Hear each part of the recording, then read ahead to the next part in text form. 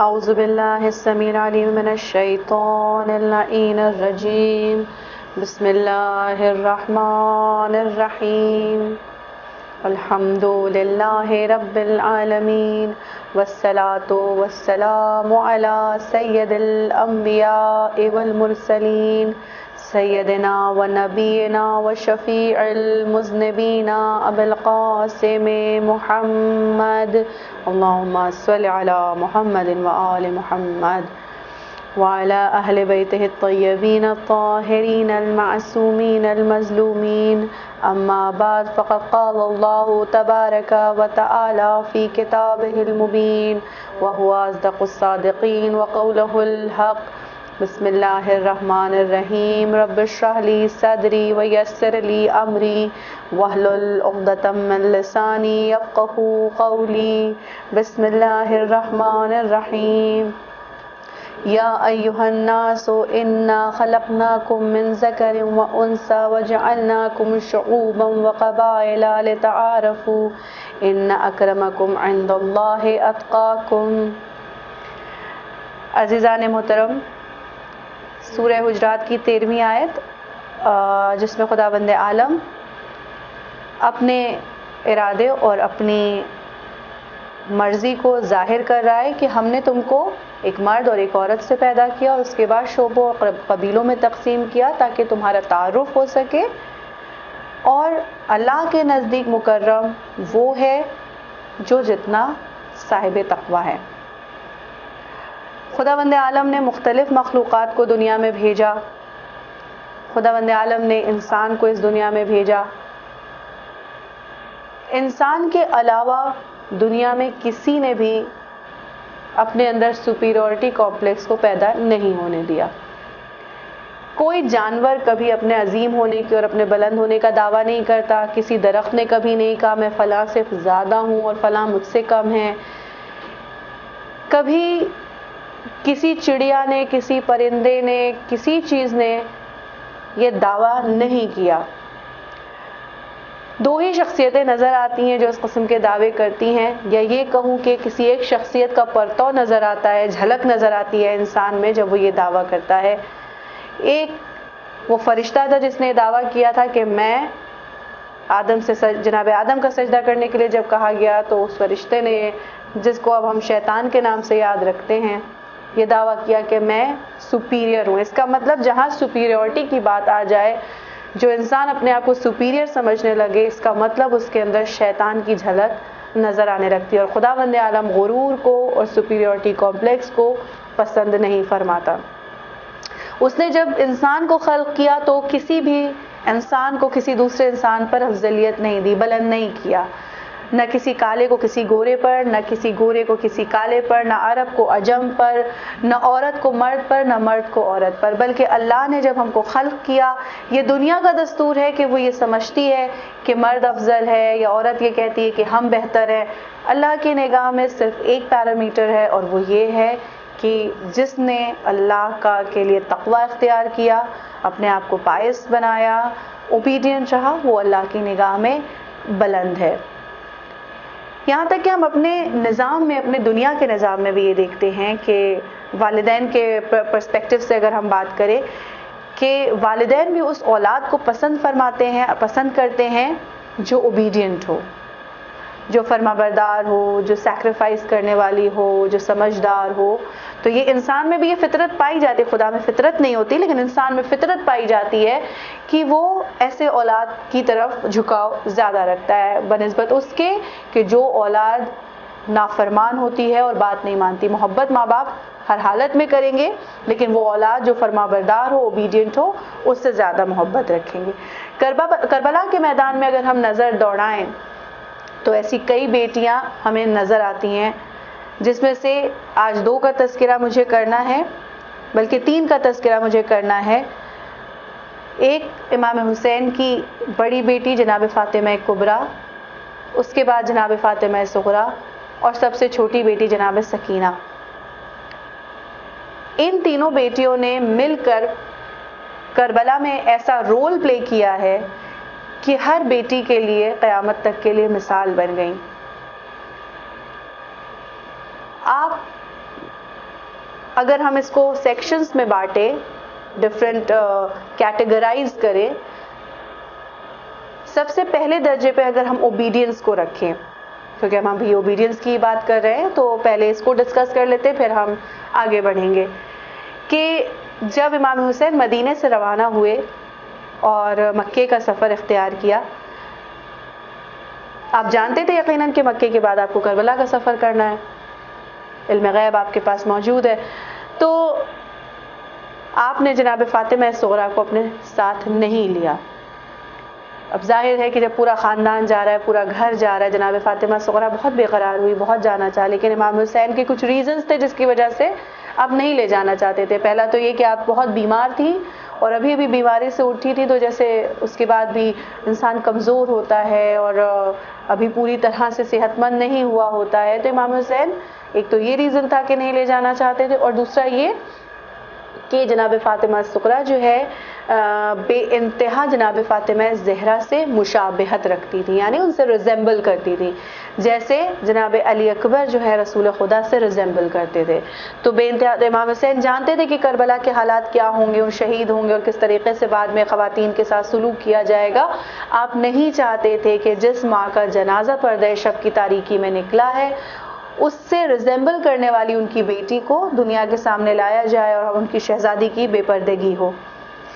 جناب فاطمہ صغریٰ بہت روئیں، بہت بے قرار ہوئیں، لیکن آپ نے اپنے بابا کی بات کو مانا، اس سے ڈس ایگری نہیں کیا، ضد نہیں کی، اور اوبیڈینٹ بیٹی کی طرح چاہے جتنا بھی گریہ کیا ہو، لیکن اس کے بعد کسی قسم کی شکایت اور شکوہ اپنے بابا سے نہیں کیا، اور جناب ام سلمہ کے ساتھ آپ مدینے میں رک گئیں۔ جناب ام البنین بھی مدینے میں تھیں، آپ بھی ضعیف ہو چکی تھیں، اور بھی دیگر کئی اعزاء امام کے تھے جو نہیں شرکت کر سکے تھے، تو مدینے میں موجود تھے۔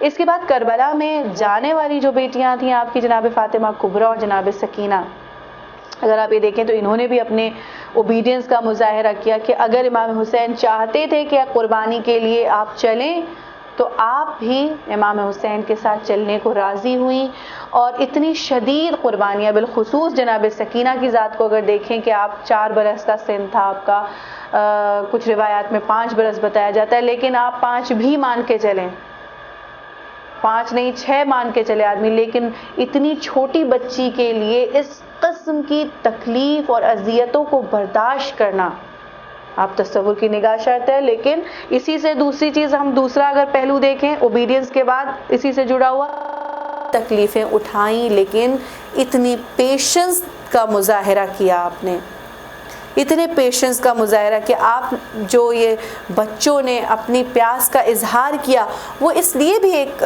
ضروری تھا کہ کہیں دشمن کبھی یہ نہ کہنے پائے۔ آج بھی کتنے جواز یہ پیش کیے جاتے ہیں، ایسا ہے ویسا ہے، جو حامی اور طرفدار ہے یزید اور یزیدیت کے، وہ اس پہ پردہ ڈالنے کی کوشش کرنے۔ اگر یہ اظہار پیاس نہ ہوتا تو ایک یہ جواز ہو سکتا تھا کہ ہمیں معلوم ہی نہیں تھا کہ حسین کے لشکر میں پانی نہیں ہے، اگر ہمیں معلوم ہوتا تو کیا ہم پانی نہ دیتے؟ تو یہ اظہار ضروری تھا، اور امام حسین نے بھی یہ اظہار اپنے پیاس کا اسی لیے کیا کہ یہ ایک بیسک رائٹ ہے ایک انسان کا۔ پانی پر پابندی کوئی نہیں لگا سکتا۔ جب جنگ صفین میں مولا کائنات نے فرات پہ قبضہ کر لیا تو امیر شام نے کہا اب ہم تو پیاسے مر جائیں گے۔ عمرو ابن عاص جو تھا اس نے کہا کیا تم نے علی کو اپنے جیسا سمجھ رکھا ہے؟ علی ایسا ہرگز نہیں کر سکتے، اور مولا کائنات نے کسی قسم کا پہرا فرات پہ رہنے نہیں دیا، اور یہ کہ جو پانی لے جانا چاہے وہ پانی لے جا سکتا ہے، امام نے ایسا اعلان کیا۔ تو پانی پر سب کا حق ہے۔ اب یہ دیکھیں کہ کسی بچے تک نے یہ نہیں کہا کہ ہم بھوکے ہیں۔ کیا خالی پیاس تھی؟ نہیں، غذا بھی ختم ہو چکی تھی، لیکن کسی بچے نے بھی یہ نہیں کہا کہ ہم بھوکے ہیں، کیونکہ بھوک کا اظہار جو ہوتا ہے ہر ایک کے سامنے کرنا، یعنی اگر ہمیں کتنی بھی بھوک لگی اور ہم کسی کے یہاں گئے ہوں، ہم کبھی اپنی بھوک کا اظہار نہیں کریں گے۔ لیکن پیاس ایسی چیز ہے کہ ہم راستہ چل رہے ہیں اور ہم بے انتہا پیاسے ہیں، اور اگر ہم کسی کا دروازہ کھٹکھٹا کے پانی مانگ لیں تو یہ باعث شرم نہیں ہے، نہ مانگنے والے کو شرم ہوگی، نہ دینے والے کو یہ احساس ہوگا کہ یہ کون ہے اور ہم سے پانی مانگ رہے ہیں، بلکہ ہر انسان فخر محسوس کرے گا کہ ہم نے کسی کی پیاس بجھا دی اور کسی کی مدد کر دی۔ تو کسی بچے تک نے بھی، جناب سکینہ نے بھی اپنی پیاس کا اظہار کیا لیکن اپنی بھوک کا اظہار نہیں کیا۔ آپ جانتی تھیں کہ آپ کے کندھوں پر بہت بڑی رسپانسبلٹی ہے، آپ جتنے بڑے خاندان سے تعلق رکھتی تھیں اتنی زیادہ آپ کی ذمہ داریاں بڑھ جاتی ہیں، اور جناب فاطمہ کبریٰ اور جناب سکینہ نے اس رسپانسبلٹی کو پوری طریقے سے نبھایا۔ ہم دیکھتے ہیں کہ حیا، شرم، شائنس عورت کا زیور ہے۔ جناب فاطمہ سے جب رسول خدا نے ارشاد فرمایا اور سوال کیا کہ اے بیٹی یہ بتاؤ ایک عورت کے لیے سب سے اچھی بات کیا ہے، تو آپ نے ارشاد فرمایا کہ بابا نہ کسی نامحرم کی نظر اس پر پڑے، نہ اس کی نظر کسی نامحرم پر پڑے۔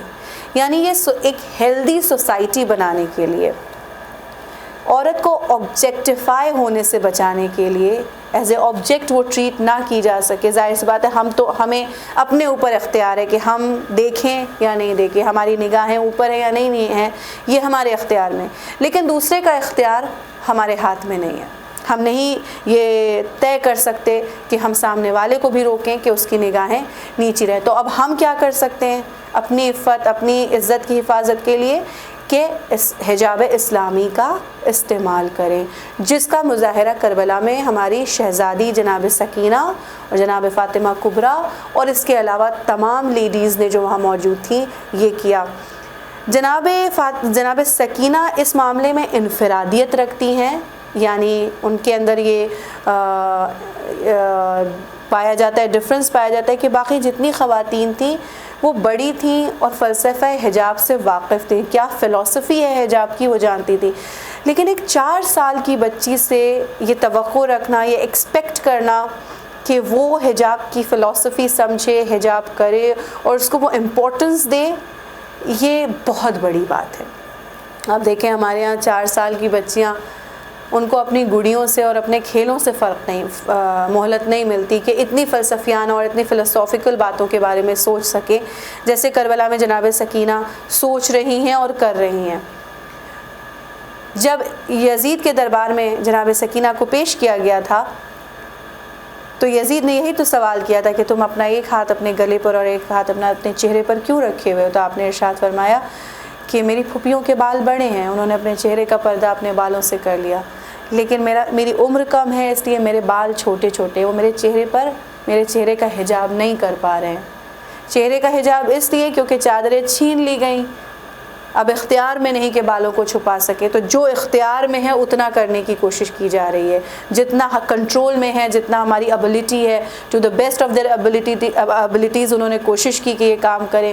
تو جناب سکینہ نے اپنے حجاب اس طریقے سے کیا۔ یا جب در بازاروں سے گزارا جا رہا تھا تو آپ نے ایک شخص نے پوچھا کہ میں آپ کی کیا مدد کر سکتا ہوں، آپ پہ مجھے بڑا رحم آتا ہے، تو آپ نے ارشاد فرمایا کہ فلاں شخص جو ہے ادھر میری طرف دیکھ رہا ہے اور مجھے بڑا ناگوار گزر رہا ہے اس کا دیکھنا، اگر ہو سکے تو میرے بابا کا سر جس نوک نیزہ پر بلند ہے اس نوک نیزہ کو ہم سے دور لے جاؤ تاکہ ان تماشا دیکھنے والوں کی نظر میرے بابا کے سر کی طرف ہو جائے اور یہ ہمیں گھورنا اور ہمیں دیکھنا بند کر دیں۔ اتنا سینس ایک بچی کے اندر ہونا، اتنا لحاظ، اتنی حیا، یہ اس بات کی ثبوت ہے کہ یہ امام حسین کی بیٹی ہے، اس کی تربیت اس طریقے سے ہوئی ہے کہ اس کے اندر حیا پائی جاتی ہے۔ اور یہ جناب سکینہ نے ہمیں درس دیا ہے کہ اگر جس عمر میں ان کے اوپر حجاب واجب بھی نہیں تھا اور ان پر اتنا یعنی اپنے اوپر انہوں نے رسپانسبلٹی کو فیل کیا اور اتنا امپورٹنس حجاب کو دی، تو ہماری زندگی میں حجاب کو کتنی امپورٹنس ہونا چاہیے۔ جناب سکینہ سے اگر ہم درس لیں اور یہ سمجھیں کہ چاہے جتنے بھی مشکل حالات کیوں نہ ہو جائیں، یعنی آج تو یعنی ظاہر سی بات ہے کہ جناب زینب جو جس طرح کا حجاب پہنتی تھیں، جو فیبرک یوز کرتی تھیں، ظاہر سی بات ہے آج کی سوسائٹی میں وہ چیزیں نہیں موجود ہیں۔ آج ہمارے مراجع نے کتنے مراجع ہیں جو ایسی اجازت دیتے ہیں کہ ہم چہرہ کھول سکتے ہیں، یا ہم چادر نہیں پہننا چاہتے، ہم آفس میں جاتے ہیں تو ہم اسکارف پہن کر یا دیگر طریقوں سے اپنے آپ کو لوز کپڑے پہن کر اور اپنے آپ کو ڈھک سکتے ہیں۔ تو آج بھی ماڈیفائی کر کے اپنی عفت اور اپنی حیا کے ساتھ ہم اگر ورک فورس میں شامل ہیں اور جاب کرتے ہیں تو جاب پر جا سکتے ہیں۔ ہزاروں عورتیں ہیں ہمارے سامنے مثال کے موجود ہے جو آج بھی کر رہی ہیں، جاب کرتی ہیں۔ یقیناً مشکلات ہیں، میں یہ نہیں کہہ رہی کہ مشکلات نہیں ہیں، جب بھی آپ اللہ کی راہ میں قدم اٹھائیں گی آپ کے راستے میں مشکلیں، آپ کے راستے میں ہرڈلز آئیں گے، جب آپ ان ہرڈلز کو پاس کریں گے، اگر کوئی مشکل ہی نہ ہو تو انعام کس بات کا؟ اگر ہم آخرت میں خدا سے انعام چاہتے ہیں تو انعام تو ہمیشہ ٹیسٹ اور ٹرائلز کو پاس کرنے کے بعد ہی ملتا ہے۔ ہم زندگی میں ہر طرح کا سکون رہے، کسی قسم کا ہم ٹیسٹ نہ دیں، کسی قسم کی کوئی مشکلات نہ آئیں اور اس کے بعد بھی ہم انعام کے حقدار ہو جائیں، انعام ہمیں ملے، یہ تھوڑا سا انجسٹیفائڈ بات ہے کہ ہم ایسا کریں۔ ہم اگر اسکول میں ٹاپ کرنا چاہتے ہیں اور ہم یہ چاہیں کہ ہمارے ہاتھ میں ٹرافی ہو، لیکن ہم اس کے لیے کسی قسم کی کوئی محنت نہ کریں، ہم کسی قسم کی کوئی پڑھائی نہ کریں، ہم کلاس نہ اٹینڈ کریں، ہم لیکچر نہ اٹینڈ کریں، لیکن at the end of the day annual function میں ہمارے ہاتھ میں شیلڈ اور ٹرافی نظر آئے تو ہر آدمی ہمارے اس خواب پہ ہنسے گا اور مذاق اڑائے گا کہ کیسی بات کرتے ہیں آپ۔ یا ایک بچے کی تربیت میں ماں باپ کتنی تکلیفوں سے گزرتے ہیں، راتوں کی نیند حرام کرتے ہیں، اپنا مال خرچ کرتے ہیں، پیسہ خرچ کرتے ہیں، اپنا آرام خرچ کرتے ہیں، اپنی پوری زندگی لگا دیتے ہیں، وہ وقت جو وہ اپنے مزے کے لیے گزار سکتے تھے، اپنے اوپر خرچ کر سکتے تھے، گھوم سکتے تھے، پھر سکتے تھے، وہ اولاد کی تربیت کے۔ بچے کی چھٹی نہیں تو ہم گھومنے نہیں جا سکتے، بچہ بیمار ہے تو ہم سو نہیں سکتے، پھر اس کا علاج ہے، اس کی پڑھائی ہے، اس کے کپڑے ہیں، دیگر اخراجات ہیں، ہم سب کرتے ہیں اور اس کے لیے ہم سیکریفائس کرتے ہیں، اور یہ سیکریفائس ہم بوجھ نہیں سمجھتے اپنے اوپر کہ یہ ہمارے اوپر کوئی بوجھ ڈالا گیا، بلکہ ہم خوشی خوشی اپنی اولاد کے لیے یہ ساری چیزیں کرتے ہیں۔ تو راہ خدا میں کچھ کرنے کے لیے اگر ہمیں تکلیف اٹھانی پڑ رہی ہے، وہ خدا جو ہم سے اتنی محبت کرتا ہے، ہم نے ایک ماں کی محبت دیکھی ہے دنیا میں، خدا اپنے ایک ایک بندے سے 70 ماؤں سے زیادہ محبت کرتا ہے، ایک ایک بندے سے۔ کبھی ہم سڑک پہ گزریں اور چلتے ہوئے ارد گرد دیکھیں کہ ایک فقیر جو بیٹھا ہے پھٹے حال، کیچڑ میں لت پت، جس کا کوئی پوچھنے والا نہیں، بیمار ہے، خدا اس سے بھی بے انتہا محبت کرتا ہے۔ جس کو ہم حقارت کی نظر سے دیکھ رہے ہیں یا ہمیں جو بہت گندا لگ رہا ہے دیکھنے میں، خدا اس سے بھی بے انتہا محبت کرتا ہے۔ تو اگر یہ محبت ہماری نگاہ میں آ جائے کہ ہم کتنے اچھے حالات میں ہیں اور خدا ہم سے ٹیسٹ لینا چاہ رہا ہے، تو ہم ولنگلی آگے بڑھیں کہ اللہ ہم تیری راہ میں پوری کوشش کریں گے، ہم تیری راہ میں پورے آگے بڑھیں گے، اور ہماری رول ماڈل ہماری شہزادی زینب ہماری نگاہوں کے سامنے، ہماری شہزادی سکینہ ہماری نگاہوں کے سامنے، they are are role models, ہم ان کو فالو کریں گے، اس لیے کہ will end up with those جو ہمارے رول ماڈلس ہیں۔ اگر ہمارا رول ماڈل کوئی ایسی شخصیت ہے جو کرپٹ ہے، جو اچھا نہیں ہے، جو ایک سنر ہے، گناہ کرتا ہے، برائیاں کرتا ہے، تو جو اس کا اینڈ ہوگا وہی ہمارا اینڈ ہوگا۔ جس کو ہم پسند کرتے ہیں، جس کو فالو کرتے ہیں، ہمارا اینڈ اس کے ساتھ ہوگا۔ تو اگر ہم کسی ایسے کو پسند کرتے ہیں جو کرپٹ ہے، جو برا ہے، ہمارا اینڈ اس کے ساتھ ہوگا۔ اگر ہم کسی ایسے کو پسند کرتے ہیں جس کی نظر میں اللہ کی مرضی ہے، جو اللہ کا اطاعت گزار ہے، اوبیڈینٹ ہے، تو پھر ہمارا اینڈ بھی اسی کے ساتھ ہوگا۔ کیونکہ جب ہم جسے پسند کریں گے، دھیرے دھیرے اس کا ذکر، اس کی باتیں وہ ہمیں انفلوئنس کریں گی، اس سے ہم متاثر ہوں گے۔ جب ہم متاثر ہوں گے تو دھیرے دھیرے وہ چیزیں ہمارے ایکشنز میں آنا شروع ہوں گی۔ جب ہمارے ایکشنز میں آنا شروع ہوں گی تو ہمارا کیریکٹر اور ہماری پرسنالٹی میں چینج آئے گا۔ اگر ہم کسی کرپٹ انسان سے انفلوئنسڈ ہیں تو ہمیں کرپشن کرنے میں برا نہیں لگے گا، ہمیں نئے نئے آئیڈیاز ملیں گے کرپٹ ہونے کے۔ اگر ہم کسی ایسے انسان سے متاثر ہیں جو نیک ہے، جو اللہ والا ہے، تو پھر ہم اس کو دیکھ کے متاثر ہوں گے اور ہم اپنے اندر اللہ کی محبت لانے کی کوشش کریں گے، اس کو دیکھ دیکھ کے۔ دھیرے دھیرے ہمارے اندر اللہ کی معرفت آتی چلی جائے گی، ہمارے اندر اسپرچویلٹی آتی چلی جائے گی۔ جیسے کہ ہم نے ہم جانتے ہیں کہ کربلا کی خواتین کا اسپریچول لیول کتنا بلند تھا. تو اگر ہم انہیں رول ماڈل بنائیں گے جو ہمارے سامنے کربلا میں اتنا بہترین رول پیش کر رہے ہیں, تو we'll end up with them. ہم جنت میں, یعنی جنت میں کیونکہ درجات ہیں, ایسا نہیں کہ سارے لوگ جو جنت جائیں گے وہ سب ایک ہی درجے میں ہوں گے, نہیں, جہنم میں بھی درجے ہیں, لیولز ہیں, اور جنت میں بھی لیولز پائے جاتے ہیں. جنت کا آخری لیول, ٹاپ موسٹ لیول وہ ہے جس میں معصومین ہے. جیسے جب ہم کسی کی انتقال کی خبر سنتے ہیں تو اکثر کیا کہتے ہیں کہ جوار معصومین میں جگہ ملے. تو جوار معصومین کیا ہوا؟ جوار معصومین وہ کہ جنت کا وہ طبقہ جہاں پہ معصومین موجود ہیں, جہاں پہ اہل بیت ہیں. تو جنت کا مزہ تو اس وقت ہے کہ جب ہم وہ حسین جس کے اوپر زندگی بھر گریا کیا, وہ فاطمہ زہرا جن کا ہمیشہ ذکر کیا, وہ رسول خدا بچپن سے جن کا نام رٹتے ہوئے آئے, جب ان کے ساتھ جنت میں رہیں تو مزہ ہے, تب تو خوشی ہے کہ اس لیول تک ہم پہنچ پائیں. اور یقیناً یہ وہ لوگ ہیں کہ اگر ہم نے ان کی اتباع کی کوشش کی, ان کو فالو کرنے کی کوشش کی, تو یہ ہمیں ہاتھ پکڑ کر لے جائیں گے اپنے درجے میں. حسین کو مصباح الہدیٰ کہا جاتا ہے, سفینہ نجات کہا جاتا ہے. امام حسین سفینہ نجات ہیں. اگر ہم نے ان کا ہاتھ پکڑا تو یہ ہمارا ہاتھ چھٹکنے والے نہیں ہیں, یہ ہمارا ہاتھ چھوڑنے والے نہیں ہیں. تو جناب سکینہ نے کربلا میں یہ مثال پیش کی کہ عمر کا بھی تقاضا نہیں ہے, جو چاہے وہ اللہ کی راہ میں کوشش کر سکتا ہے اور بلند بن سکتا ہے.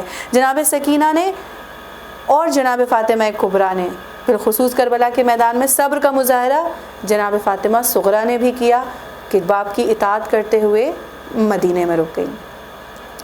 اب جناب سکینہ اور جناب فاطمہ کبریٰ کی مشکلات زیادہ ہیں کیونکہ وہ یہاں موجود ہیں. جناب سکینہ نے ایک خاص اور جو مظاہرہ کیا اپنے کردار سے وہ یہ ہے کہ جب شام غریبہ میں ہم جانتے ہیں کہ زوجہ حر کے ذریعے تھوڑا سا کھانا اور پانی بھجوایا گیا, یہاں پہ جناب سکینہ نے اپنے کیریکٹر کی ایک اور چیز کا اظہار کیا اور وہ ہے سیلف لیس ہونا, اور یہ دکھانا کہ آپ سیلف سینٹرڈ نہیں ہیں, بے تاب نہیں ہیں. آپ نے اپنے پیشنس, اپنے انٹلیکٹ, اپنے محبت, اپنی عقیدت سب اس ایک واقعے سے ظاہر کر دی کہ جب زوجہ حر آئیں اور پانی لے کر آئیں تو جناب زینب نے شانہ ہلا کے جب جگایا تو جناب سکینہ نے پہلا جملہ جو کہا وہ یہ کہا, اے پھوپھی اماں کیا چچا عباس آ گئے. یعنی جناب سکینہ پانی سے جناب عباس کے ہی تصور میں کھوئی ہوئی ہیں. جب جناب زینب نے فرمایا کہ نہیں بیٹا تم سب سے چھوٹی ہو اس لیے تمہارے لیے لائے ہیں, پوچھا نہیں, یہ پوچھا کہ پھوپھی اماں آپ نے لیا کہ نہیں لیا, تو شہزادی نے فرمایا کیونکہ تم سب سے چھوٹی ہو اس لیے تمہارے لیے لے کے آئے. جناب سکینہ نے اتنی بھوک اور پیاس کے عالم میں بھی یہ نہیں سوچا کہ پانی آیا ہے تو میں فوراً پی لوں, بلکہ یہ پوچھا کہ آپ نے پیا کہ نہیں پیا. اس کے بعد جب یہ معلوم ہوا کہ میں سب سے چھوٹی ہوں اس لیے مجھے دیا گیا ہے تو آپ نے کوزہ اٹھایا اور کربلا کا رخ کیا اور یہ فرمایا کہ پھوپھی اماں میرا بھیا علی اصغر تو مجھ سے بھی زیادہ چھوٹا ہے, میں اس کو پانی پلا دوں گی. یعنی اس کمسنی کے عالم میں بھی کربلا کے میدان میں جناب سکینہ نے محبت, عقیدت, پیشنس, سیلف لیس ہونا, انٹلیکچل ہونا, تمام مظاہرے آپ نے اس چھوٹے سے یعنی اپنے لائف سپین میں سب کچھ دے دیا. کوفے اور شام کے دربار میں آپ نے امام حسین کی مظلومیت کا اظہار کر دیا. شام کے دربار میں آپ نے جس طرح سے سر حسین کو اپنی طرف بلایا اور وہ آپ کے دامن میں آ گیا, آپ کی طاقت اور امام حسین کے معجزات کا اظہار کر دیا.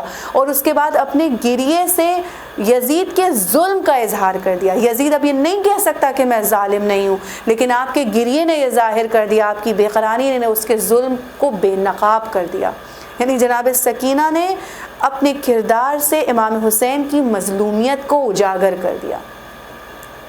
اور اب کوئی نہیں کہہ سکتا کہ مجھے معلوم نہیں کہ کربلا کے میدان میں کیا ہوا. تو یہ خواتین ہیں, یعنی وقت کم ہے اور ان کے فضائل کہیں زیادہ ہیں. جناب سکینہ کا اسپیشلی جناب سکینہ نے جو رول پلے کیا, یعنی ہر لمحے پر جناب سکینہ نے اتنا عظیم رول پلے کیا ہے اور اتنا ظلم اٹھایا ہے.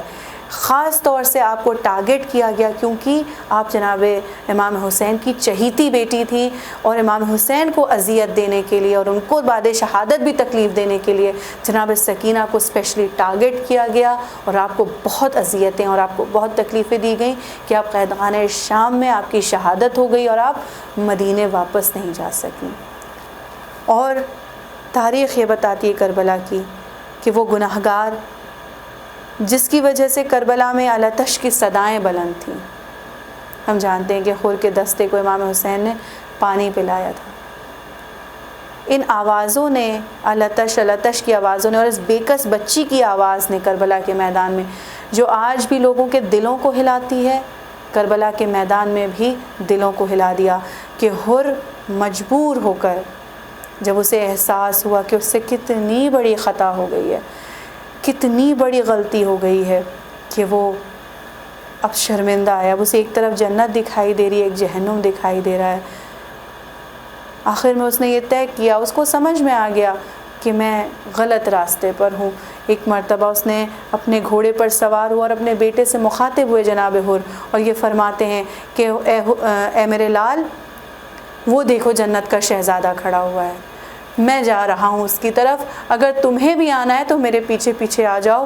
بس یہ سننا تھا کہ جناب حر کا بیٹا بھی گھوڑے پر سوار ہوا، جناب حر کا غلام سوار ہوا، اور یہ تینوں کے تینوں کربلا کی تاریخ بتاتی ہے کہ حسین کی قیادت، یہ حسین کی لیڈرشپ کی کامیابی ہے کہ ادھر سے کئی ادھر آئے، لیکن امام حسین کی لشکر سے ایک بچہ بھی نکل کے یزید کے لشکر میں شامل نہیں ہو سکا. جناب حر اب سامنے آئے امام حسین کے، جناب امام حسین کا خیمہ سامنے دکھائی دے رہا ہے کہ حر اپنے گھوڑے سے اترے اور اس کے بعد اپنے بیٹے سے کہا، اے میرے لال، میرے ہاتھوں کو باندھ دو اور میرے چہرے کو ڈھک دو، اس لیے کہ یہ کربلا کے میدان میں جو التش کی صدائیں بلند ہیں اس کا ذمہ دار میں ہوں، میری وجہ سے حسین کے بچے پیاسے ہیں، اب میرے ہاتھوں کو باندھ دو تاکہ میں مجرموں کی طرح حسین کی بارگاہ میں جاؤں. جب جناب حر کو امام حسین کے سامنے لایا گیا تو امام حسین بے قرار ہو کے کھڑے ہو گئے. ہم تصور نہیں کر سکتے کہ جس نے ہمیں اذیت دی ہو ہم اس کو اس طریقے سے معاف کریں کہ امام حسین نے بھلا دیا کہ حر نے ان کے ساتھ کیا کیا، کس طریقے سے اذیت ان کو دی. آگے بڑھے اور جناب حر کو گلے سے لگا لیا، رومال کھول دیا، ہاتھوں کو آزاد کر دیا اور فرماتے ہیں حر، حسین پر بہت شوق ہے کہ جب تم دشمن بن کر آئے تھے تو حسین نے پانی سے تمہاری تواضع کی، اور جب اب تم دوست بن کر آئے ہو تو حسین کے پاس ایک جام آب نہیں کہ تمہاری تواضع کر سکے. جناب حر ارشاد فرماتے کہ مولا اجازت ہو، میرے بیٹے کو اجازت دیجئے کہ جنگ کے لیے جائے. جناب حر کا بیٹا جنگ کرنے کے لیے آیا. ایک راوی کہتا ہے دشمن کا کہ میں دیکھ رہا تھا کہ حر کا چہرہ ایک دم پیلا ہو رہا تھا، زرد ہو رہا تھا.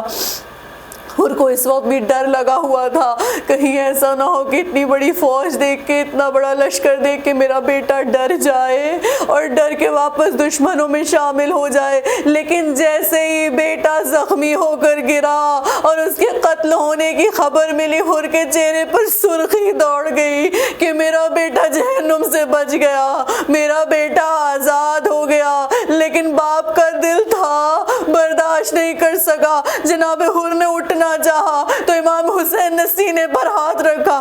حر، کیا باپ بھی کبھی بیٹے کی لاش اٹھاتا ہے؟ بیٹھ جاؤ. جناب امام حسین گھوڑے پر سوار ہوئے، جناب حر کے بیٹے کی لاش تک پہنچے اور اتنی طاقت موجود تھی کہ کمر میں ہاتھ دے کر اٹھایا اور زین پر جناب حر کے بیٹے کی لاش کو رکھ لیا اور واپس لے کر آئے.